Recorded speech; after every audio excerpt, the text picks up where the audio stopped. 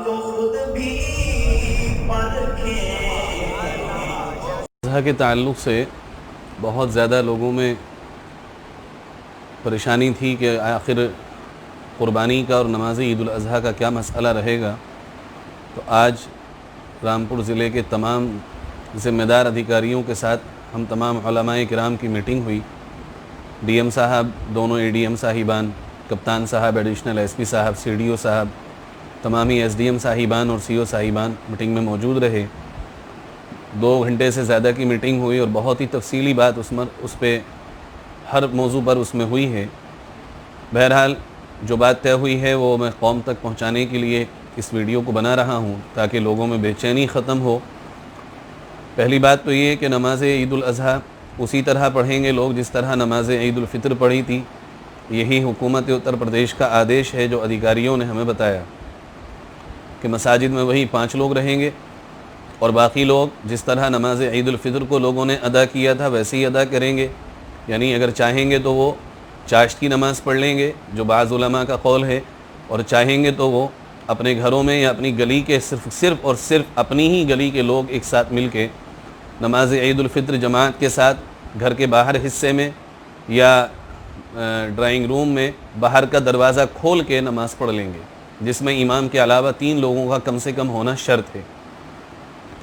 क़ुरबानी के बारे में, क़ुरबानी होगी इंशाअल्लाह, बकरे की भी होगी और बड़े जानवर की भी होगी। बड़े जानवर में ये बात याद रहे कि वो जानवर जिस पर कानूनन पाबंदी है यानी गाय, इसकी क़ुरबानी नहीं होगी, ये आदेश है। और अगर कहीं होती है तो इस पर कार्रवाई भी होगी जो अधिकारियों ने कहा है।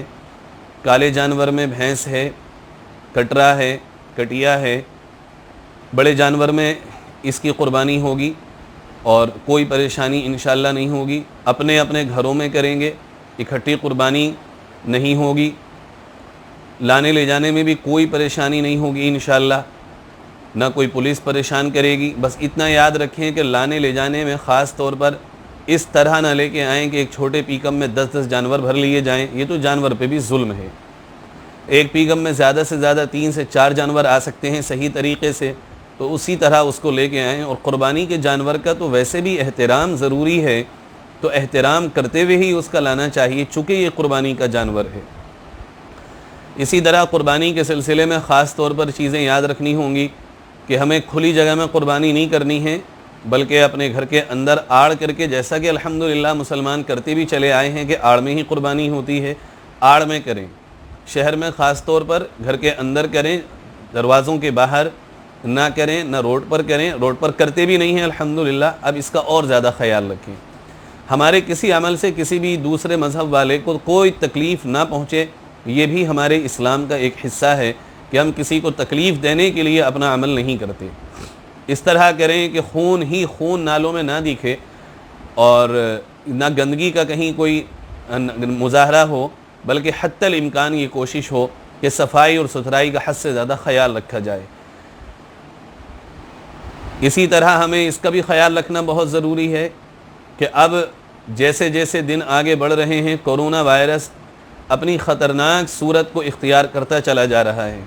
अब तक हमारा शहर उस पोजीशन में नहीं था जो अब है। अमवात हो रही हैं और जिस घर में मौत हो रही है, यकीन जानिए वही लोग जानते हैं कि इस मरज़ की कितनी शिद्दत है और क्या हकीकत है। अपनी हिफाजत कीजिए, अपनी हिफाजत करना वाजिब है। अपने आप को हलाकत में डालना ख़ुदकुशी है और किसी दूसरे की हलाकत का सबब बनना ये भी बहुत सख्त तरीन गुनाह है। तो जो चीज़ें हिफाजत की खातिर बताई जा रही हैं उनको कीजिए, ख़ास तौर पर फ़िज़िकल डिस्टेंसिंग, सोशल डिस्टेंसिंग और मास्किंग, फेस कवर।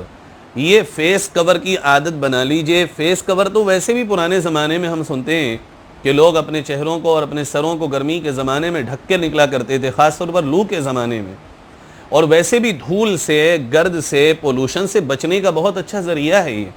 अब इस वक्त चूँकि एक ऐसी बीमारी है जिसका कोई दुनिया में अभी तक इलाज ही नहीं बना, कोई दवाई नहीं बनी, तो सिर्फ एहतियाती की जा सकती है। और एहतियात कीजिए, खुदा करे आप में से किसी के घर को कोई ये बीमारी ना लगे, लेकिन जिसका दरवाज़ा ये झांक लेती है उसके घर में सिवाय आंसुओं के कुछ और छोड़ के जा नहीं रही है। यही मेरी आप तमाम लोगों से दरख्वास्त है, عید الاضحیٰ کی تمام امت مسلمہ کو میں اپنی طرف سے بہت بہت مبارکباد دیتا ہوں۔ اللہ تعالی ہماری ان قربانیوں کو قبول فرمائے اور پورے ملک میں بالخصوص ہمارے ضلع میں امن و امان کے ساتھ اس تہوار کو ہمیں منانے کی توفیق نصیب فرمائے اور قربانی کے جذبے ہمارے اندر پیدا فرمائے۔ ہر چیز کا ہمیں خیال رکھنا ہوگا اور پوری شدت سے خیال رکھنا ہوگا، اور یہ سوچ کے خیال رکھنا ہوگا کہ یہ ہمارا مذہب ہمیں سکھاتا ہے اپنی حفاظت، دوسروں کو نقصان سے بچانا، یہ ہمیں ہمارا مذہب سکھاتا ہے، نہ ہم خود کے لیے پریشانی بنے نہ دوسرے کے لیے کوئی پریشانی بنے۔ قربانی کیجئے، کوئی پریشانی نہیں ہوگی انشاءاللہ، پورا سپورٹ انتظامیہ کا رہے گا، ایس پی صاحب کا، ڈی ایم صاحب کا، کسی طرح کی تکلیف نہیں ہوگی۔ اگر تکلیف کوئی ہوگی تو وہ ہماری اپنی وجہ ہوگی۔ انتظامیہ نے ہمیں اجازت دی ہے اپنے اپنے گھروں میں قربانی کریں، اور پھر پیر سے لے کے جمعے تک چونکہ مارکیٹ کھلے گی، جو سامان خریدنا ہے عید الاضحیٰ کے تعلق سے ہم جمعے تک خریداری کر لیں۔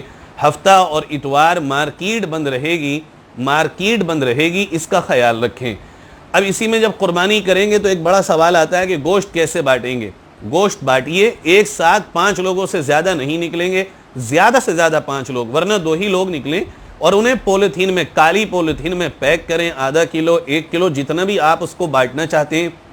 کار سے نکلیں یا موٹر سائیکل سے نکلیں، لیکن نکلیں اس طرح کہ وہ کور ہو، کھلا ہوا نہ ہو، اس میں سے خون ٹپک نہ رہا ہو، آرام سے اس کو بھی تقسیم کیجئے اور دوری بنائے رکھیے۔ اندر جا کے بیٹھنے کا، اٹھنے کا سلسلہ زیادہ قائم مت کیجئے، فزیکل ڈسٹینسنگ کے ساتھ 5 سے زیادہ باہر لوگ نہ نکلیں۔ ہفتہ اتوار میں بھی کوئی پریشانی انشاءاللہ گوشت کی تقسیم میں نہیں ہوگی۔ اگر آپ جانور کہیں سے خرید کے لا رہے ہیں، اس کو لانے لے جانے میں آپ کو نہیں ہوگی انشاءاللہ ثم انشاءاللہ۔ ہمیں ڈی ایم صاحب، ایس پی صاحب، ایڈیشنل صاحب اور تمام ادھیکاریوں نے مکمل تمام علماء کو ہمیں یقین دلایا ہے۔ اس تمام میٹنگ میں حضرت مولانا مفتی محبوب علی صاحب اور دیگر علماء تمام موجود تھے۔ سب کی موجودگی میں یہ بات طے ہوئی ہے کہ جیسے سادگی کے ساتھ عید الفطر منائی تھی، ایسی سادگی کے ساتھ عید الاضحیٰ منائی جائے گی۔ قربانی کے سلسلے میں تمام احتیاطیں ہمیں خود برتنی ہوں گی۔ انتظامیہ کی طرف سے ان احتیاطوں کے ساتھ کوئی پریشانی انشاءاللہ نہیں ہونے والی ہے۔ اللہ تعالیٰ سب کے لیے پھر مبارک فرمائے۔ میں ایک بار اور قبل از وقت مبارکباد دیتا ہوں۔ اللہ تعالیٰ ہم سب کی اور پوری امت کی اور پوری انسانیت کی اس بیماری سے حفاظت فرمائے۔ السلام علیکم ورحمۃ اللہ وبرکاتہ۔